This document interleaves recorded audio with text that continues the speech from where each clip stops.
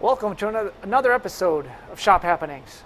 Today I want to show you our finished Formula SAE brake pedal. Now we did this brake pedal for Penn State University. They got a hold of us and their club team there, they're building a Formula SAE car for a competition that's going to happen this spring. And they needed a brake pedal machine. So we have a piece of 1-inch thick billet aluminum, and it was a rectangular piece when we started. And we put it in our machine and we cut a profile with Mastercam, and then we cut out our pockets, the 3 holes here. We drilled this hole as a mounting hole. That was one of the first things we did, so that hole right there was done first. And then lastly we made the slot. We used a slitting saw first to get us close to remove most of our material. Then we used a 1/4-inch end mill. And this was really tough because we don't have any end mills with the flutes that long. So we had to cut a little, cut a little, cut a little, and then we cut a relief at the end so that that would do that. Right now I'm standing in front of one of our Track K3 CNC milling machines donated by Rich and Marion Leonard.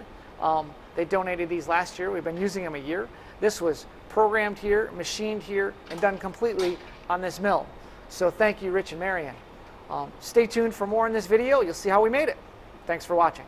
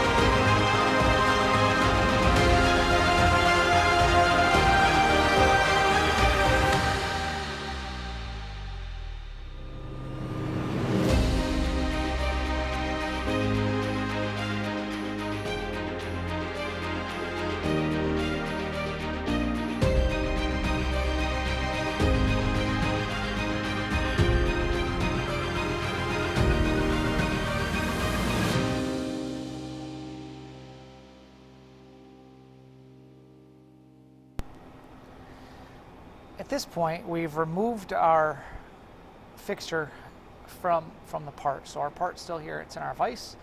We've put in a coaxial indicator. What we're going to do is indicate off one of the holes we drilled. We know this hole based on our program, the way we programmed it. This is 0x0y.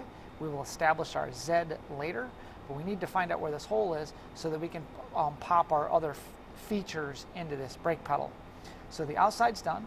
We did that using Mastercam and then our Track K3 CNC milling machine. At this point, like I said, we've removed it from our fixture. We put a coaxial indicator in here. We're going to spin this right around 90 RPM. I've seen a lot of debate on how to do this. Some people say spin it a lot faster. We found slow is good. What we like to do first is we put our mill in neutral and we will get this into the hole. So I'm just going to loosen this up. Whoops. Get this into our hole. Lock our spindle. So I've just come down on the spindle maybe an inch. So we have a lot of rigidity there, and I'm not really worried about that at this point. I like to now take this and spin it by hand. So we've already kind of got this dialed in, and we've done this by hand on more than one occasion. The reason we like doing this by hand is that we don't break our little indicator arms. So once I got that, we're going to put this machine back into gear. We're going to fire this back up. So again, we're spinning at about 90 RPM. As you can see, our dial indicator is moving like crazy. So we're going to see if we can get this dialed in. Oops, a little worse. Getting better, a little worse, right about there. I think that's about as good as we're going to get. As you can see, we're only off maybe by half a thousandth. And I can get that really narrowed in. Maybe that's a quarter of a thousandth there. I kind of like that a lot. So we got about a quarter of a thousandth off there. We're going to zero off our DROs here. And we're going to get set up now to start machining these other parts of this brake pedal.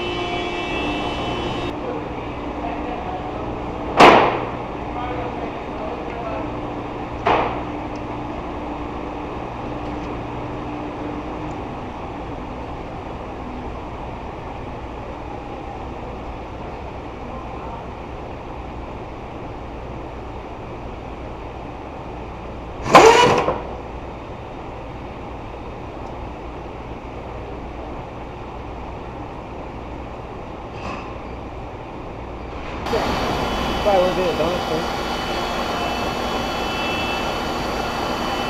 Might be easy on it. Good.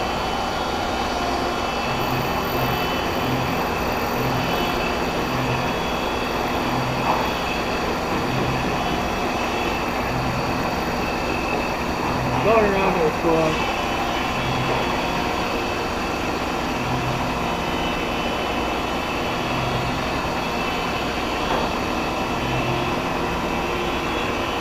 So I want it 5340 roughly.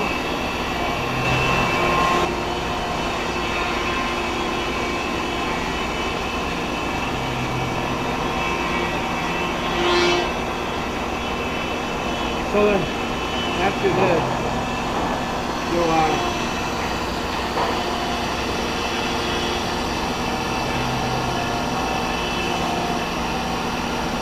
Do what? redo it all over again.